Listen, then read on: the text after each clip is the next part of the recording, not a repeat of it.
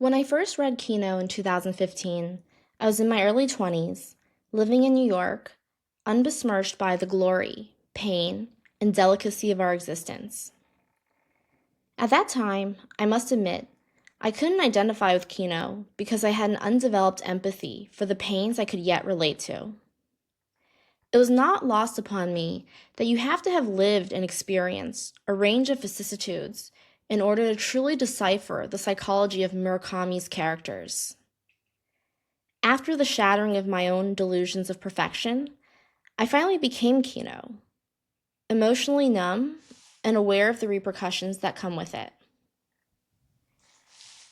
Our character is a simple man who believed that doing an honest job would pay off.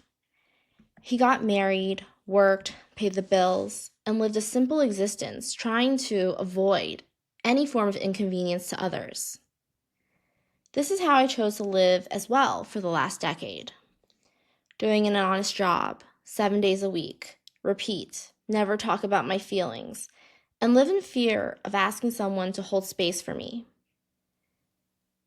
Kino and I got through the day-to-day, but each day became indistinguishable and lackluster. By avoiding wrongdoing and staying out of people's way, we simply found a controlled existence that deprived us of depth, meaning, and participation. That is essentially what led his wife to infidelity. Murakami writes, "But there was something wrong between us from the start, as if we'd done the buttons up wrong." When people are emotionally numb, they're incapable of connecting with others, incapable of empathy, incapable of processing the motivation of others. They decided conscientiously to neglect loneliness, longing, exploration, confusion, or any range of emotions that are a prerequisite for living. These are all forms of betrayals to ourselves, but in exchange, we receive a protective armor from the cruel pain of reality. Though Kino had a wife in name, his cowardice prevented him from having a fulfilling relationship. This is key, because we need to first work on the relationship within so that we can find the love we are looking for and do the buttons up right. This is a journey that is arduous and requires continuous honesty, introspection, and clarity, as well as delayed gratification. It's inconvenient, but it's life. In many ways, Kino's aware of this as he claims he felt no anger or bitterness towards his wife or the colleague she was sleeping with. The betrayal had been a shock, for sure, but as time passed, he began to feel as if it couldn't have been helped, as if this had been his fate all along. Instead of doing the inner work to reach self-understanding, he buries it and resigns to suppressing his emotions. Some may call this stoicism, but in actuality, it's irresponsibility. Deep inside, he knew there was something missing, but he chose inaction, and in many ways, gave up on life. He believed that he couldn't make anyone else happy, and of course, couldn't make himself happy. Happiness? He wasn't even sure what that meant. He didn't have a clear sense either of emotions like pain, anger, disappointment, resignation, and how they were supposed to feel. When these emotions, or any emotions, remain unexplored, wounds or trauma fester silently, but manifest latently in the behavioral patterns of our life, making our world smaller, making us smaller. It begins with the little things. For me, it was the gradual truncation of my name. Jeannie became Jean, and eventually Jay. This was not an artistic act or a flare of personality, as some of my friends have postulated, but rather a shrinking from Jeannie because I did not know who she was, and I was afraid of the autonomy that came with her. In Kino's case, he was so afraid of himself that he apologized for the inconvenience of discovering his wife.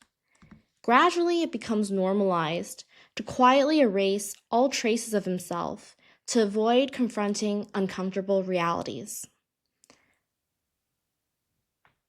Emotions are uncomfortable when suppressed.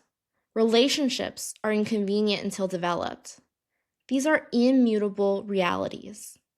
It is so easy to ignore them and feel yourself get used to loneliness, but this is a silent, long-drawn suicide. Carl Jung said, "Loneliness does not come from having no people around you, but from being unable to communicate the things that seem important to you." Loneliness is rarely about empty rooms. It is about carrying words you cannot say and trust you do not feel safe to share. Healing is learning to speak what matters most so you are no longer alone with it. Because if it matters to you, it will matter to those who care for you. This is the work we should commit to daily when we live. Because through experiences, we let ourselves be seen and known for who we really are. Kino doesn't have to be the little boat in a vast ocean with no landmarks that lost its chart and anchor if he were just to open up. Boats are safe at harbor, but that is not what they are meant for.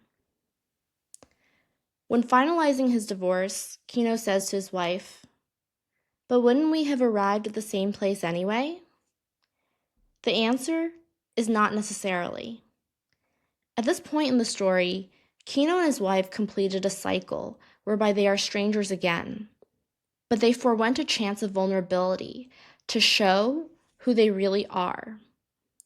Perhaps it was too late for the marriage, but it could have been the beginning to a different level of understanding, of humanity. That is once again the organic nature of life we should appreciate. The end is not always the end, because life is long and unpredictable. Kino admits, "I wasn't hurt enough when I should have been. When I should have felt real pain, I stifled it. I didn't want to take it on, so I avoided facing up to it. Which is why my heart is so empty now." The strategy of creating a place where his heart, devoid now of any depth or weight, could be tethered to keep it from wandering aimlessly, will hardly allow himself to engage meaningfully or intensely. The heart will wander irrationally, no matter how rational a person can train himself to be.